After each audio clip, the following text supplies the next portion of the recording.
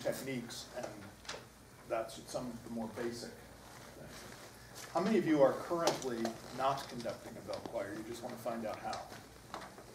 Okay. How many of you are ringers? Okay. Can we just real quick do like no more than 15 seconds apiece on what you do related to bells and other musical things? Tom Edmonds, First Methodist Bossier City. I'm the minister of music, and just always looking for new ways to incorporate my bell choir into other aspects of the service. Good. I conduct adult handbell ensemble. I conduct adult handbells. Adult handbells. Doug Little from Montpelier, Vermont. I conduct and play in our handbell choir. We do have the heavy brass Schulmeyer bells, which have a very different tone, and it's difficult to find music because of the overtones. And it's something that sounds splendid on something like this is really weird on those bells. Yeah. And they're heavy, very heavy bells. I am a senior in the Baylor Church Music Program, and I've had one course on handbells. Well, not bad. And I played for over 20 years, and I currently conduct adult, youth, and children's handbells. Children's chime group. I'm an organist at First Methodist in Lancaster, Texas, and I developed the 3-octave choir chimes group. We don't have handbells. Okay. I'm a volunteer. I play in the adult bell choir, and I help with the children's. More power to you. I'm a ringer and do what my director asked me to do. Perfect. We need more of you. Yes. That could be questionable because I do know him. Sarah Stafford, Wilshire Baptist Church in Dallas, and the Associate Minister of Music direct the adult handbell choir and children, and we're trying to get the youth started back up. Okay. I'm Brenda White Scott. I'm from Central Baptist in Italy, and I try to ring the bells. Okay. Foster Summerlad, music director, Lake Highlands Presbyterian in Dallas. Just out of the mold. I just started the job this month. Wow. And yeah, I'm sinking. There's a sucker born every We're minute. building an adult handbell choir. Good. I'm Karen O'Neill from Carthage, Texas, and I am the director of Mathis College now. That goes hand in hand. I'm Billy Adams from Colonial Hill and Snyder, and I'm a church organist that ring the bell. Okay. Jerry Spiegel from Colonial Hill and Snyder, and I play keyboard and ring bells. I'm Ray Kilpatrick, I'm the Associate Minister of Music at Alleluia in Houston. I started playing handbells when I was a 6th grader and first Corpus Christi years ago. And I direct the Alleluia handbell choir. I'm Ellen Wilson from Salado, Texas. I taught handbells in Houston for 20 years before we moved to Salado, and that now I'm at First Baptist. Where were you in Houston? At Grace Presbyterian Church and Glenbrook Methodist. So were you there? No, yeah, that was after Hart left. Yes. Grace. Yeah. I'm Danny Cardisco. I'm director of music at Central Presbyterian Church in Chambersburg, Pennsylvania. And I have a adult, youth, and I just started a hand chime for kids. I'm Deborah Holland. I'm the director of music at Trinity United Church of Christ in Waynesboro, Pennsylvania. And I've been playing handbells since I was a teenager and have directed them for over 30 years. And that's enough. More than enough. Yeah. I'm Wayne Miller. I'm director of music in Cypress, Texas. And I direct the adult choir and orchestra, handbells, children's choir. My name is Nancy Bell. I have run handbells since junior high. Several years ago, I got to direct our handbells for 7 years until this wonderful person came into our lives, and now I get to ring. So. Excellent. Hi, I'm Brandon Foltz. I'm the director of music at First Pres in Conroe, Texas, just north of Houston. And I do the choir there, the Handbells, and I'm worship leader with the band. I'm Sarah Russell, and I'm the music director at Windy Presbyterian Church in Oklahoma, Washington. And we just purchased some hand chimes. I have been a handbell director both in Stuttgart, Germany, and Dosan, Korea, as well as at the Methodist Church in Oak Harbor. We're just starting it. I'm Jackie Sue Stevenson, and I'm a handbell coordinator at First Baptist Bryan. And I have been directing bells since for 27 years, and I'm volunteer this month. Wow. I'm Vivian Guy. I'm from First Baptist in Longview, Texas, and I've run handbells since I was 13 years old, and I'm the director of the adult choir. I've directed youth handbell choirs as well as children and preschoolers in handbells, and also direct the senior adult choir and ladies ensemble. Who'd we miss? I'm Chuck Blanchard from Dallas. I'm the music director organist at Christ Lutheran Church in Highland Park. And let's see, I direct the choir, play the organ. We have a 3-octave handbell choir, and we have a 3-octave children's hand chime choir. Okay. So. Well, I'm Eric Mullering. I'm music director at Bentwood Trail Presbyterian. It's up in Dallas off of Preston Road. We've got a wonderful organ, a neat organist, and I direct the choir. We have a 3-octave set of Schulmerich bells and a semi-active group. I'm about to retire as a teacher after 25 years in public schools and 3 years in private schools, and I hate to proselytize, but I'm the new Schulmerich representative for Texas. Oh, good for you. So, welcome. Help me become a professional. Sounds like you're going to be putting a lot of miles on that car, too. Yes. Did we get all around? I guess. Oh, yes, sir. Doug Burton, First Baptist Church, Barnet. I'm the minister of music and education there, and I do handbells also. Okay. Well, quite a variety. It's really very interesting. Well, then I'll probably be telling many of you things you already know, especially in this first hour. But come to a table. We're going to just run through a whole bunch of techniques first. This was his. On the other side. That handout you have, you don't need to read from because it's exactly what's up here, but bigger. Bigger on the wall, as soon as it comes up. I've got something here somewhere. Yes, please. Gloves?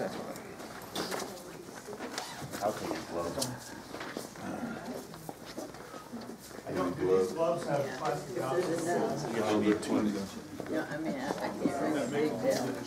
Certainly this one looks too small. If you can find a...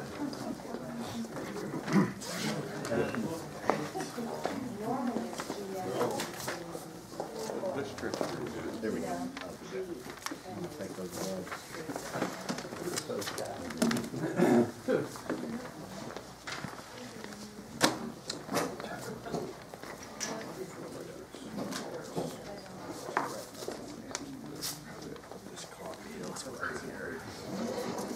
You don't need a position.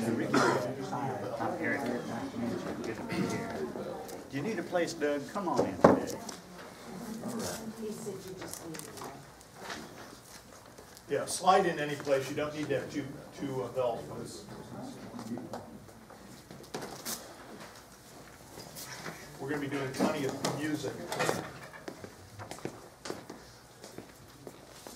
Okay.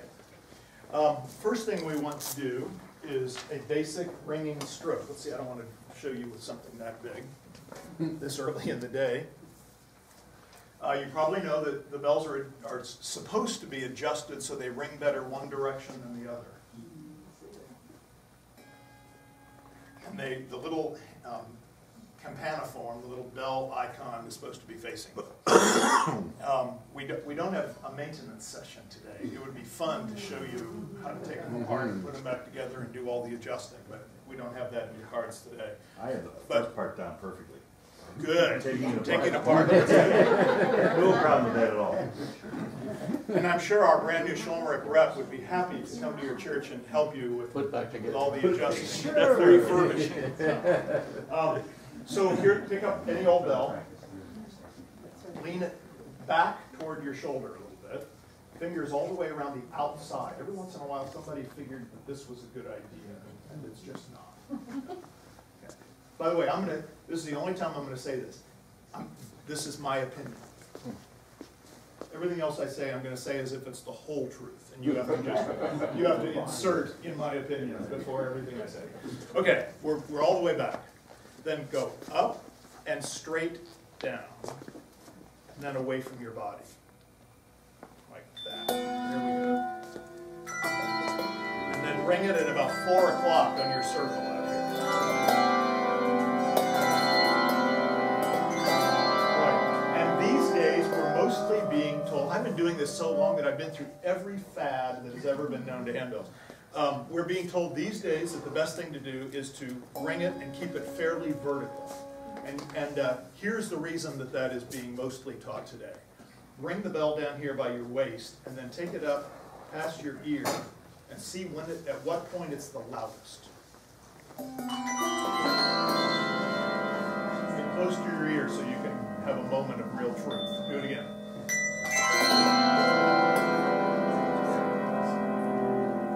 Sound leaves a bell, not like a trumpet this way, but in a plane off the lip. So if you ring it like this, the sound is going to the angels and the cloth, but not to the listener. Sometimes that's a good thing. If you have a whole note that you want to sound like an organ chord, you give them less of it at the beginning, and as it decays, more. So I actually, with a bell this big, I can make a crescendo. So if I do that slowly, it'll simply stay even. And you won't hear any decay. Most of the time, it's this. My wife teaches this by saying, she works with kids a lot, and she says, pretend that you have your best friend in a Ferris wheel car right here. And you don't want them to fall out, but right here you want to give them just a little thrill.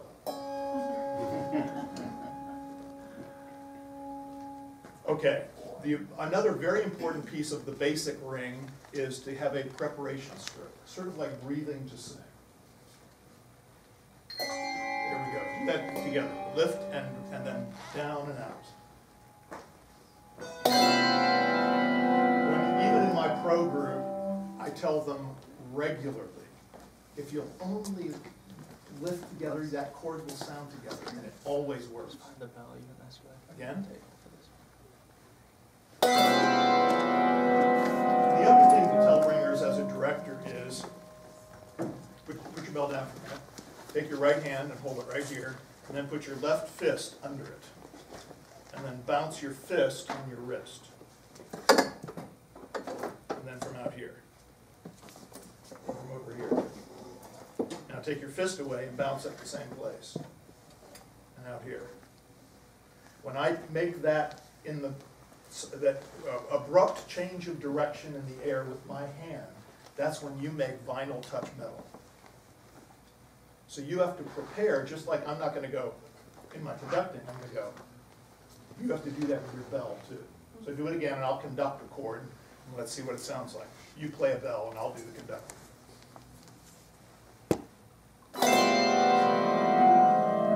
Good, okay. Now let's do some other stuff. Let's damp. The more metal there is, the more metal has to touch cloth. So these little puppies, you can just look at them and they turn off. Or just wait a second. But the bigger the bell, the more you have to have it touch something round. Women are usually better equipped than men to do this. But you have to at least really get this. You can't just do the lip of a big bell. You have to do something that'll turn it off. When you go into the table, this thing will go off just by touching the table. Thank you very much. This, I have to really work at it to go off. And the other problem with, we'll talk about table damping in a minute. Let's just do a half note chord and then off, and let's make sure we're all off together.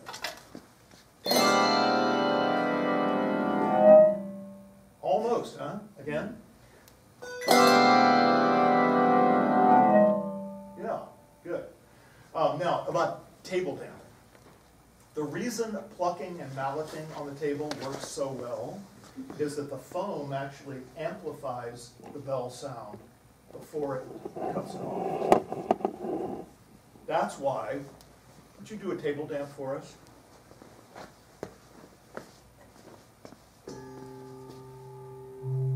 Hear that? The vibration gets picked up by the foam, and it blooms a little before it disappears. It has a very short life, but that's why sometimes you hear a bass run that goes wah, wah, wah as they are table damping to move quickly. And the way you stop that is by doing this. At the same time you touch it, you put your hand on it, or just being really firm about getting it in the table fast. And sometimes pulling back. Do that again, and just as you touch the lip, pull back toward you a little bit. And it really just turns off. But if you can ever avoid table damping, especially with big bells, it's a good idea. Okay, now we're just going to go through all of these things. There is a booklet that Handbell Musicians of America have now on their website as a free download. It used to cost $12. And it has all this stuff in it, plus descriptions of how to do them. Okay, a thumb damp, which really is a thumb ramp. We're doing a different kind of thing for thumb damping these days. But in a bell this size, you can just put your thumb on it. If you have gloves, as many of these, with plastic dots on the inside of the palm, you may have to put more than just that because it won't be a firm damp sound. Down here, put a thumb and a finger, or even a whole palm. Okay, let's do one of those. It's a stop sound. Oh. Yeah. Again. There shouldn't be any ring at all in the thumb damp. Somebody do it up here with a smaller bell. Yeah. See that? You have plastic. That's right. It's that. Okay, do it again. Right. Then a pluck. And this, they call it this because it sounds like pizzicato strings. You grab the clapper on the inside with your thumb at 12 o'clock and your fingers at 5 and 7 o'clock. And with it sitting on the table,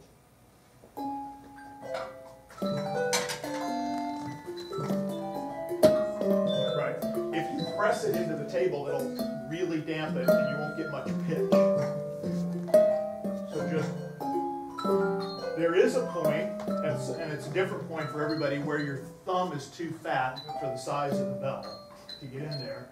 In that case, you can pluck up, which you generally have to do by turning the bell over, because it's been adjusted to ring better in one direction than the other. So you have to go like that. Right. However, when you do that, they often travel down the table a little bit. I don't dare have this small. Plucking used to be, say, like this, instead of with the bell shell, turn it over. Yeah. This used to be much more important than it is now because we've started to use mallets to do the same effect. But it's good to know how, and I'm doing several pieces this year where we're insisting on plucking, partly because I'm old and I don't want them to forget how to do it. And I still think it's a good technique to use sometimes. But mallets are way more reliable dynamically and rhythmically. Yes, sir? Are you using your thumb to actually flip it down? Yes. Lift it up with the fingers, fling it down with your thumb. Yep. Yep. Right. Any stop sound on the table also shows when your table rattles. And that's a special effect. We probably ought to write a piece to take a video. But you do find that something needs to be screwed or have a piece of tape wrapped around it sometimes when we're doing this. Okay, moving on. The next technique is called pluck lift. And it's chronological. First you pluck it, and then you lift it. Lift it right away so that there's still a little bit of rung sound in it, but it starts with that little thud, okay? So I'll do it once just so you know what you're looking for. And try it. It's a timing problem more than anything else.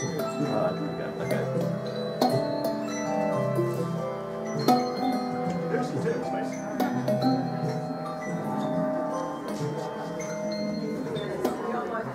Okay. Almost at the same time. It's very quick. I will show you in a piece in a few minutes a place where I use that when it doesn't tell me to. The idea is when there's a long run of stop sounds and then the next note is just rung, and all of a sudden it's, boring is a good word. Sometimes it's practically inaudible because the ear has gotten used to thump, thump, thump, thump, thump. And so I do a pluck lift on the next note, or a mark lift, which we'll do in a second. Okay, the next one is ring touch. This is not a stopped sound, but we stop it quickly. It's how short a note can you play and turn it off quickly. So play close to your shoulder. Try to, just do it once. Even shorter. Right, now don't be early with it. That's the trick. Good. Now, do it without making an accent. So we're going to ring quarter, quarter, quarter, ring touch.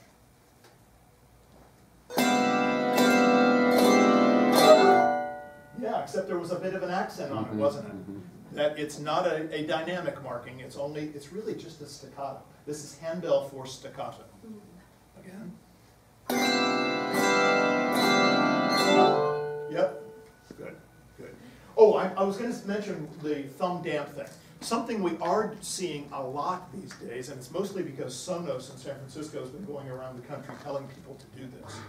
From about here up, things can be made to look really beautiful and still be damp. The first time I saw them do this, I thought, this piece is not supposed to be LV. Why are they doing that? And then I listened and said, oh, they're damping. How are they doing that? Well, the bells out here, they just touch it with their thumb, but keep the stroke going, and it looks like they're playing a whole note.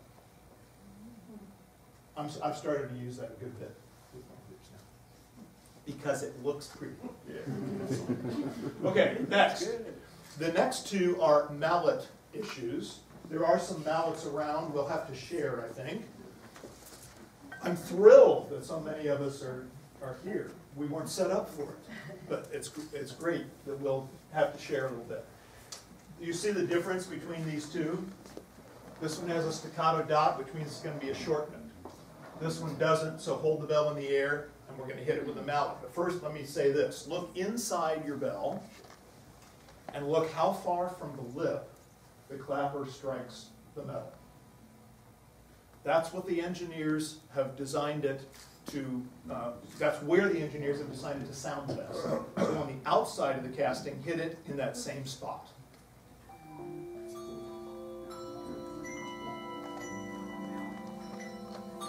Right.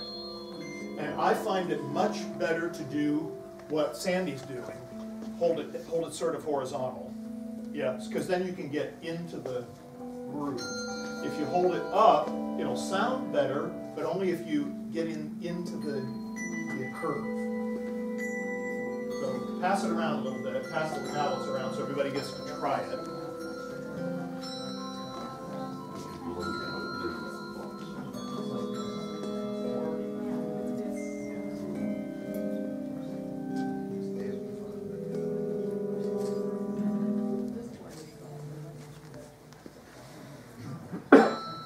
Okay, now with the bells on the table, hit it at that same spot. On the strike oil. Right, now on the table. And that's the one with the dot. And sometimes if a whole section is that, they'll show that symbol for a bar and then say simile. Just keep on. Now, something interesting about the one in the air, Of course, you can play, 4 or 5 bells if you can figure out how to hang them and hold them and so on, and do this. That symbol implies LV. So unless you're told to, you don't turn anything off while that symbol is in use. Okay? Okay, moving on. Martellato. This is where the bell is struck into the pad. What we never tell middle schoolers is martellato means hammered. And 12-year-olds do not need that information.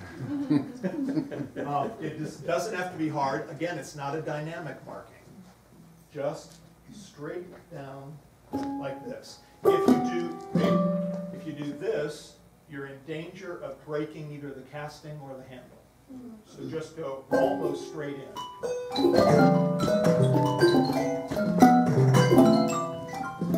Right, not so much of this, more straight down.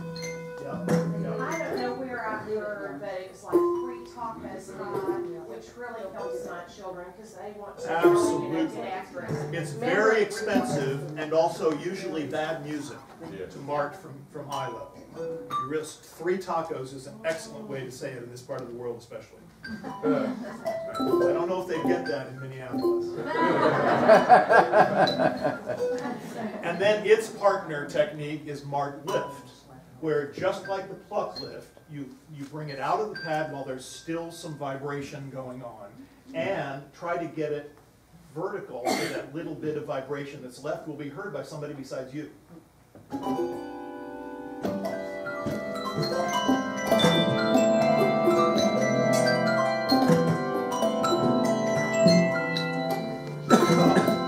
This technique was invented by a group from Tokyo called the Glee Handbell Ringers, and they called it echo ringing. We have a different thing we do now called echo ringing, but they called it that because it sounded a little echoey, and because their alumni group was called the Echo Handbell Ringers. And they used it for several pieces that they used to tour the United States with. Okay, next, LV. Can we just, those who have the correct bells in your hands, can we play this measure, please? Can you see it okay? Here we go.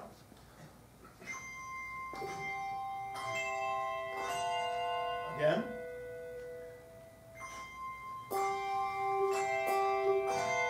There we go. Yeah, so be sure to, everything here except C is gone when we play the F chord.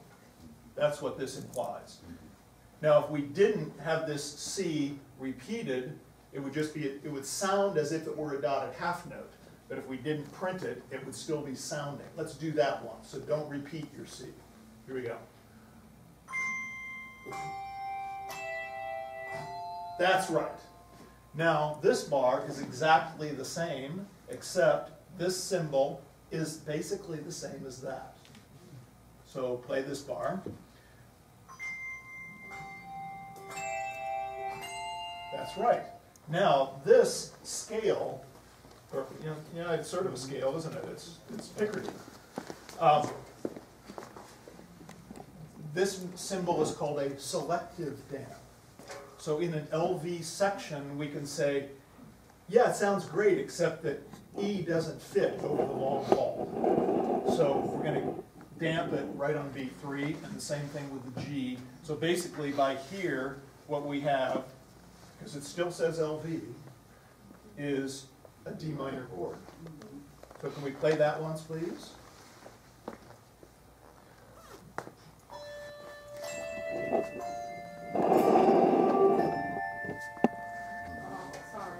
Again?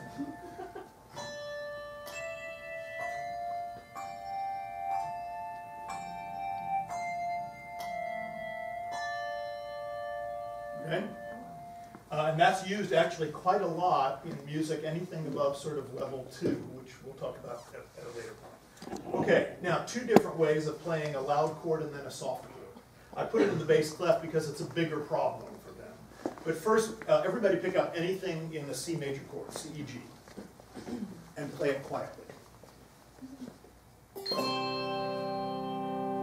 And while it's played, well, first, do the breath stroke first, right? The up, the preparation, and then once it's ringing, stay in motion a little bit.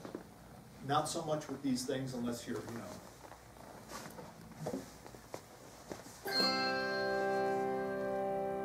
Okay, now we're going to play a whole note piano and then a whole note forte. Do not damp in between.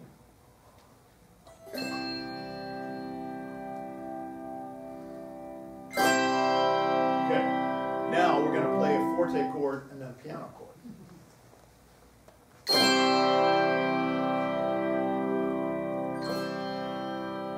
Yeah, that could have been quieter, couldn't it? The piano again, forte.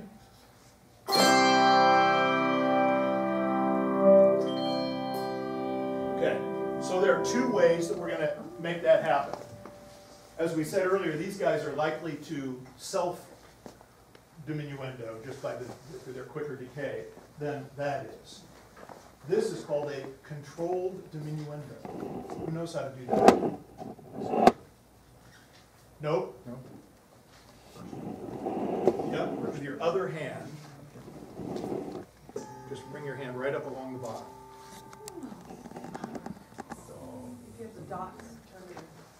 Yes. So cloth rather than plastic would be good. Okay, so everybody do that now. Do that C major chord, and then do a controlled diminuendo. And I'll actually show you how long 4 beats is going to be this time, so you have some idea what to do.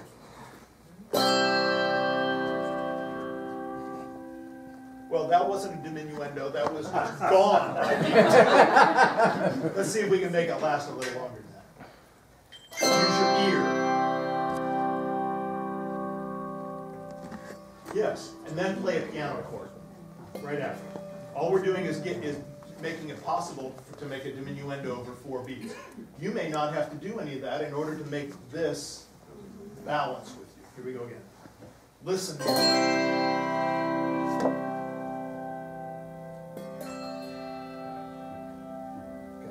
Now the other one is called a brush damp, and that's what you were talking about, where you just lightly brush it against your shoulder and knock out 3/4 of the sound without turning it completely off. Okay, here we go. 2, 3, 4, and do it at the last possible instant so nobody but you knows you did it. Here comes piano. Okay? And we do see that in music. They tell you, do a brush damp here. And if it doesn't say so, and you're not getting a good enough piano in your second chord, then use that technique. Okay. I have here some singing bell batons.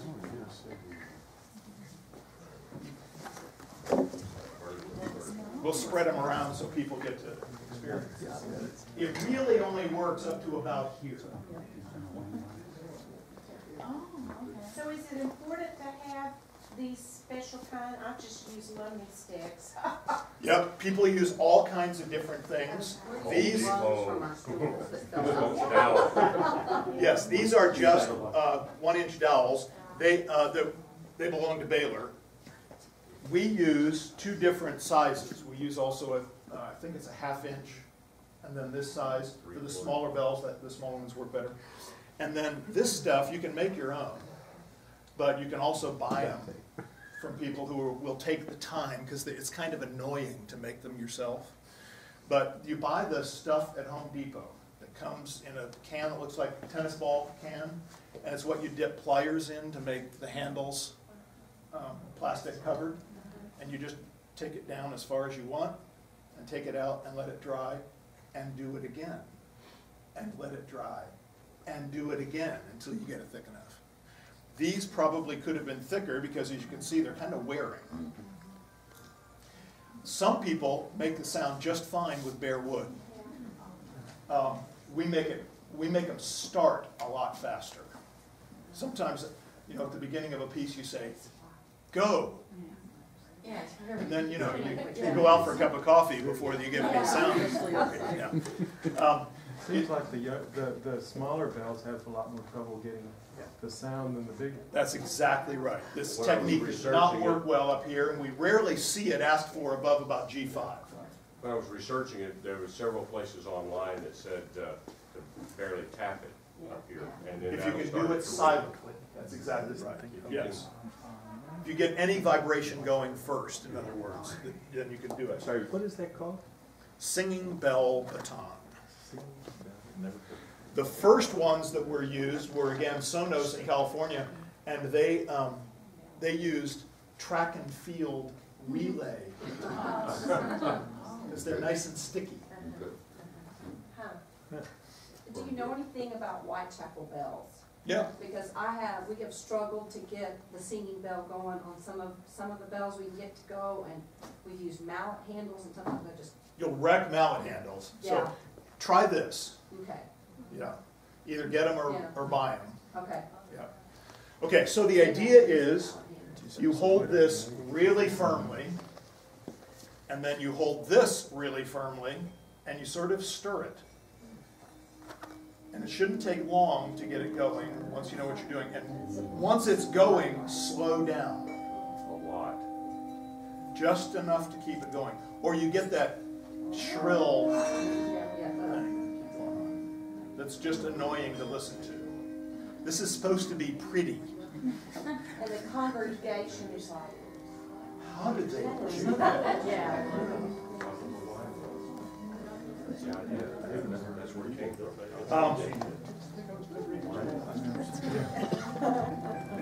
If you're here in the next hour when we talk about bells in worship, remind me to talk about using that in worship, outside of a piece of repertoire. Okay, try it if you haven't before.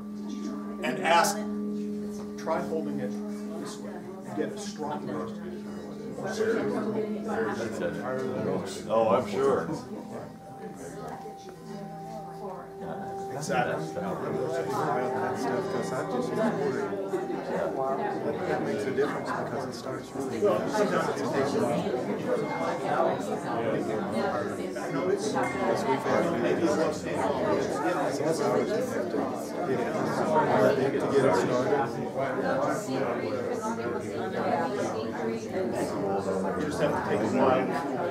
You were doing fine.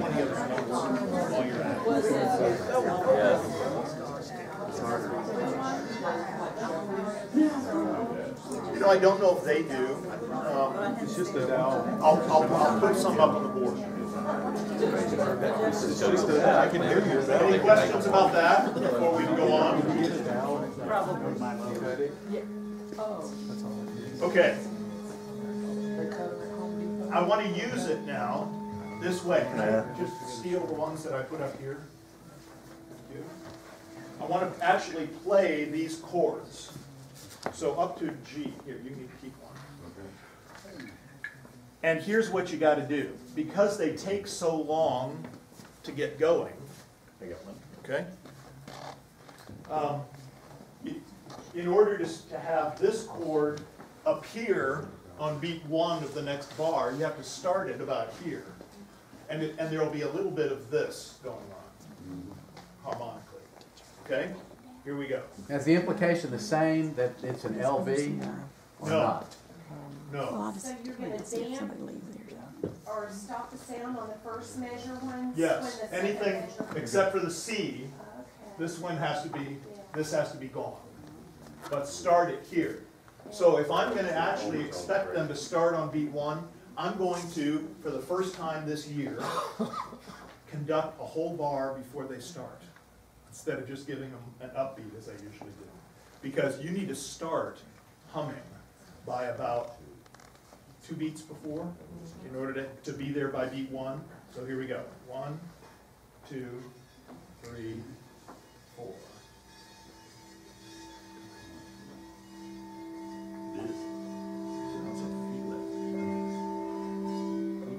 Okay, and then Look at him, I lost it. Needs to I start was the director.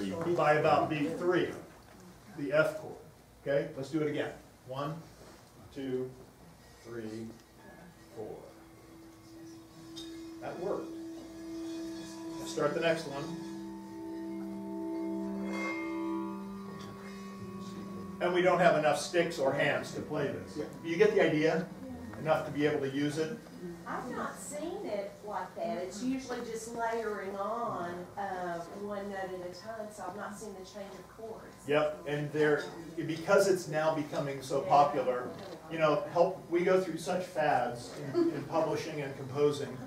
It's the hot new thing. You know, for a couple of years there, you almost weren't allowed to publish a piece that didn't have echoes. Okay, speaking of echoes. A lot of the singing bell that I've seen is like 8 whole notes tied together. Exactly. It just goes on and makes a carpet of sound. They lose the beat and you have to scope. Yes. Well, and I don't mind saying, just keep going and I'll let you know. Yeah. That's fine. I'll worry about the melody and now change chords. Yeah. Okay, let's go on. The next line, those arrows go with the SW, which means swing. So you're going to go down on beat 3 and up on 4. Can we have just the whole notes play, please?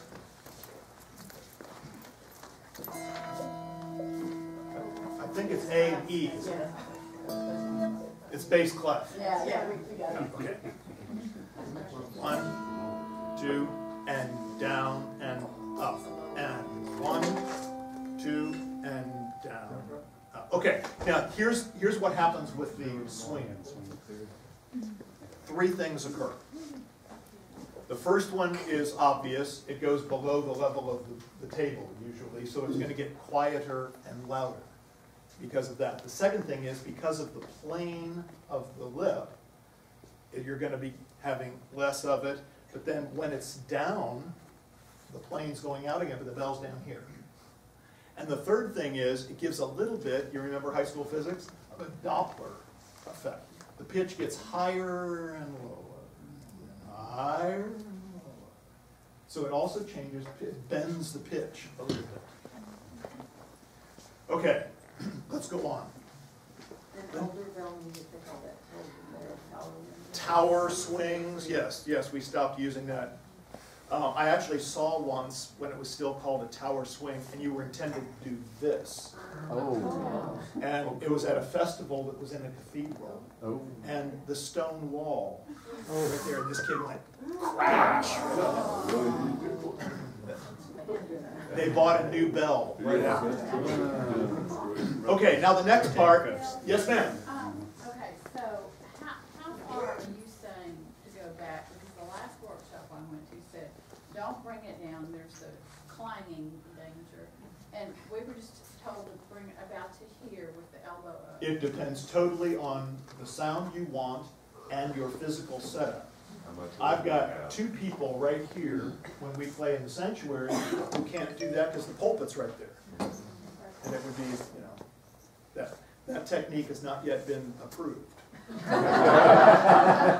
general use. You can remove the pulpit. But I've also seen where you have no room at all and they just do this. Or they can't go anyplace, you know, just basically tilt and big bells. And there's a piece that my bass ringers in my pro group are doing right now where instead of going down, they're going back. Do you straighten your arms or, okay. Probably, okay. yeah. I mean, that's But what- again, you want to be sure to not hit the table, as we were just mentioning. Cynthia Brinsky used to say if you would ring it and then step back and bring it to your leg and then come back up, that way you miss the table. Yep. And you don't hit the Yep. You're not going to go any farther than your leg can go. Sure. We've done enough of these techniques now with the singing bell, the swinging, echo, and all that sort of thing. Our congregation has come alive to the bells. They say, we can't wait to see what you do next. So, exactly right. Anything you do differently, they are showing up to listen. Okay, this line is basically the same as this, except instead of swinging, we're going to do this little echo thing, and it's kind of graphic. Touch the table lightly, and what happens when the bell touches the table? First, it amplifies it, but it also knocks off, 20 or 30% of the sound, depending on how hard you touch it. So take the table, but you mean foam, right? I do. Okay. Yeah. The plastic probably wouldn't be good. Just checking. Another unapproved technique. So just ring it and then go 2, 3, 4. And by the end of 4, there's not much sound left. If you can do this, touch it and bring it up, touch it and bring it up, more of the sound will still be available to the listener. One of the problems for a ringer is you're not hearing what the listener's hearing, because if the bell is going straight up and down, you're hearing it fine. And that's why when I'm out here saying, I'm not hearing that F in the melody. What's going on? She said, well, I hear it fine. Well, yeah, because she's playing it here. Instead of, yeah. Okay, so try that echo thing, and let's just see how you do.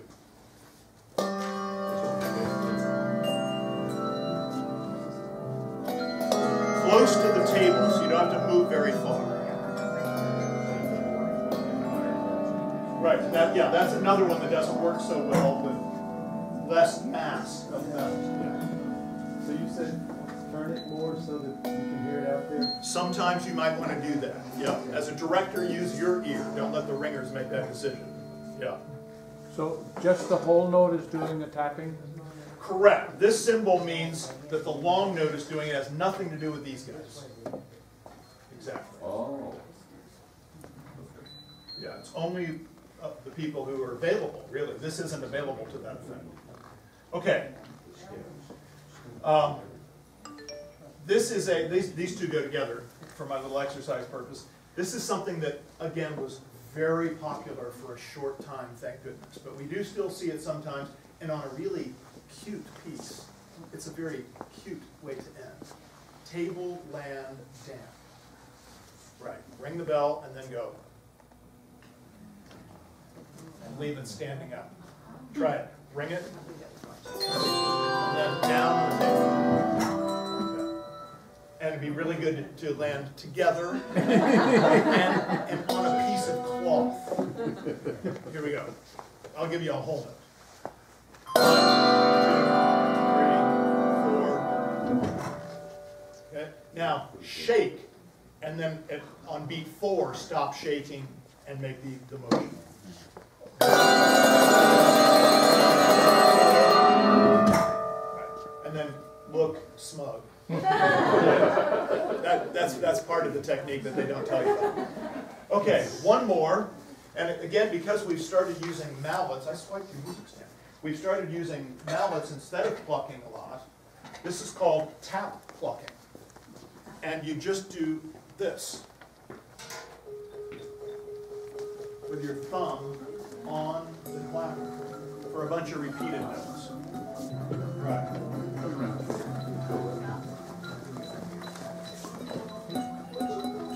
Tap and pluck. TPL. Again, on the strike point, right? Yeah. Otherwise, it will be too quiet. Right. Okay. Moving on, I want to show you a couple of other quick things here.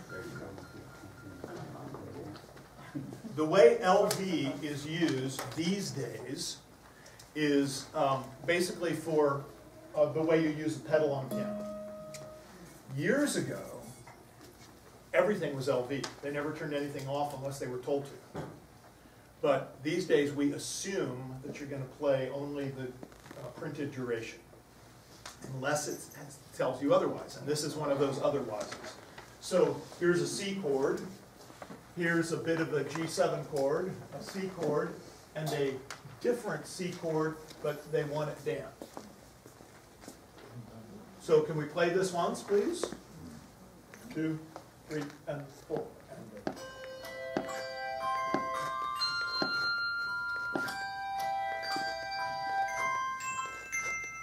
Okay, now the next one is an interesting, and right now, archaic, but I think it's a wonderful marking if you tell people how to do it. Anybody tell what that means? That vibrate until harmony changes. Until harmony changes. So damp by ear. You can hear when these bells start joining the LV that this no longer fits. So you get rid of it. And then here, this no longer fits, so you get rid of it, but this could be a whole bar. I use this a lot, until the point where my 2 adult groups play LV sometimes when the music doesn't say so, if it looks like that would be a cool thing to do. Until I told otherwise. Okay? Okay. This is a marking we see a good bit. If you have these higher bells, double the up stem notes or double the melody, which may be different because there may be 3 notes on this up stem, but the top one is the melody or something. Generally, it's a melody we know when they tell you to do that. Or you, by the time it happens 2/3 of the way through the piece, you know the melody by now. Okay, now I have a few examples that I just want to go through real quick. How's our time? Good grief. Okay. This one is from a piece by Sandra Ethan called Psalm 52, and it's with narration. That's why there's a little more. Yeah. It's an amazing brand new piece. It's coming out from AGHR this fall. And what I wanted you to see here is that this LV doesn't apply to that. It's just for the accompaniment. And it's still LV since there, but then a new LV cancels that. And this means that voice leading line means that that E is intended to be part of this, but because in handbells we decided about 30 years ago to always have C5 be in the bass clef. So this person doesn't have to keep watching the treble clef to find their note. And we're going to get to that in just a second too. But because of that, we use voice leading lines to say that note is intended to be part of this LV. And then here again, that melody line is damped, while this is LV. So if the LV were up above the treble staff, then that would just be the treble. Or equidistant in between, then it would apply to everybody, right. On the other hand, I frequently use my own judgment. Saying, I don't think so. That's not working for me. Yeah. Or if you have a really dry sanctuary, you might play more LV than the piece says. Or if you have a very live room, you might say, that's too much LV for our space. Nobody will hear the tune ever. It will just be pretty happy bell noise is what we call it. Okay, this I wanted to show you because of the various techniques that are all happening at the same time. The Mallets are, when this is published, this is her manuscript copy. When this is published, it'll have the plus sign down here for these mallets rather than saying mallets. But it's the down stem notes. All the notes on the stem that have the articulation symbol, whatever it is, use that, where this doesn't. So this da-da-da-da-da-da is all LV, and that keeps going, but adds an octave higher, while this starts going bump, bump, bump, bump, bump, bump, bump, bump. I have a question. Yes, sir. The A5, I guess it is, looks like it mallets in the first time and then it rings the second time? No, it's still part of that stem. I guess you just can't see it well. Stem down? Yeah. It's still part of this. Okay, it looks like it's attached to the stem down. No. I mean, yeah, the stem up instead of the stem down. Yeah, yeah. But sometimes that does happen. It does sometimes happen, and again, a mallet is a really handy thing because you can do this, ring, and put it back down. If you were plucking, you'd have to then grab the bell. Or you call the editor and say, which one is that? Or just decide. Or just mallet everything. Or it doesn't matter, just pick one and do it. Pick one and go with it. Can I have Binky's home phone number, please? Yeah, exactly, that's right. Okay, and we all know, I suppose, that these diamond-shaped note heads imply chimes. As a solo instrument. Dale Wood tried years ago to get us as an industry to accept the notion of using diamond-shaped notes to show the melody. And I kept telling him, you are underrating handbell directors. They can't figure that out. Really? They can't figure out where the melody is. Just put a note in saying, please emphasize the melody. But there are people who thought that was a really cool idea. And there's one publisher now who's putting these notes in red. You really don't miss them, the chime notes. Yeah. Okay. Oh, wow. I got a couple more quick things to show you. What is this? This is a very cool piece by Michael Glasgow for bell tree, where you've got like 30 bells on a rack, and one person's playing that with mallets. And that's the top line, and then the choir's playing this. But something Michael is pushing for these days, and he is a very influential person because he talks well, and he's very smart, saying, okay, there are times when I find it easier to not always have C in the bass clef and D in the treble clef. So right now, he's showing things in both clefs so that we can see that. And hoping that someday we'll get to the point where we don't have to do this, but just read that. And, you know, let somebody circle their notes.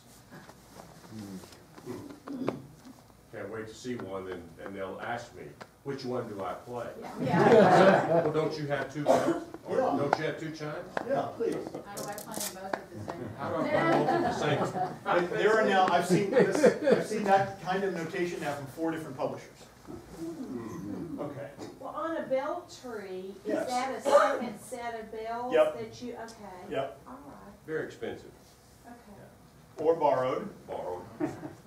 I have a really good thing because I have my sets, and then my wife's church, if she's not using bells that morning, and then she also is at a college, and they have 5, 6 octaves of bells. Yeah. I know, that's a lot of luck. Okay, what did I want to do here? Oh, okay, here we go. This is an example of what I was saying earlier. If that chord were rung after these marts, it would be really weak by comparison. So he put mart lift. So it's going to have a rung after effect, but it's going to have an accented beginning that is the same as this. Remember, what the mart does is it brings in the resonance of the table. So it's a fuller sound than a... This is why thumb damp is not a good substitute, and mart is not a substitute for thumb damp. It's a whole other thing. Thumb damp has like no resonance. What you're doing is killing the resonance. Okay. And Rhapsody in Color. This is an amazing piece by Everett Hilty, one of the most creative thinkers we've ever had. There are several things I want to show you here. This is LV, and then a new LV, which cancels the old one, except he said, leave the D4 ringing into that next bar. Don't resound it. It's still just tied over from this LV. Does that make sense to you? Okay.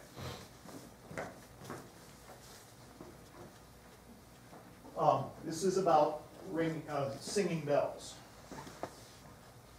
RSB means ring it, and then start to stir. So that it really will start on beat 1. And that's another marking that is now becoming used quite a bit. And then, instead of showing that whole note forever, yep, right. And then the bell tree plays these 6 bells and just says, at random through measure 29. Just give a little halo of sound, which we're going to be doing quite a lot of in the next hour. Let's see what, oh, this is something that I never saw again, but it's an amazing effect. It's a little bit acrobatic. What he says here is ring the half notes and mart the quarter notes. So it's all these half steps and whole steps being rung and marted at the same time. Like Grayson? Like a little bit of an appoggiatura, except it happens at the same time, theoretically. So try that once. Mart those notes. Mart anything with your left hand. Let's keep it simple. Everybody do this. Get 2 bells. Mart something with your left hand. Ready? Together. Again? Yeah, do make sure you have a clear path to the table. Here we go. You're my guest. Okay, now ring your right hand. Don't mark, just the ring. Okay, now let's see if you can do them together. The mart is going to want to be early, so pay attention to how your body works.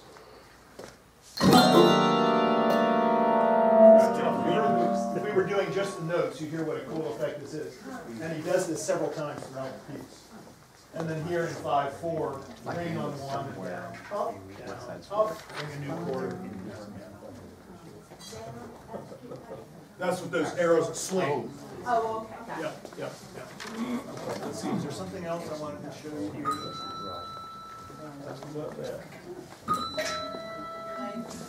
No, that's good enough. Okay.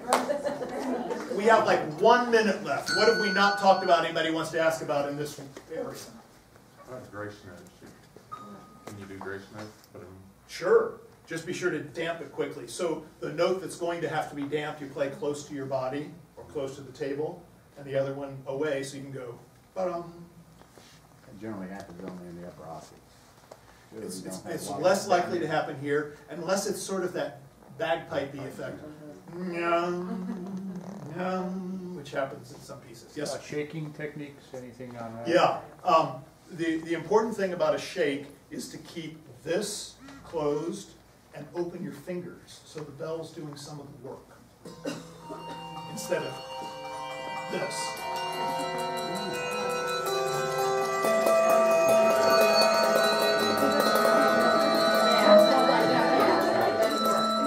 What else? On shaking, you have people that have to shake with their left dominant hand. Is there any, other than trying to loosen it up, is there No. anybody discovered any way to? I haven't. I do have people for whom that's an issue, but I haven't figured out what to do about it. I'd love a physical therapist to come to my office and tell us how to make that work.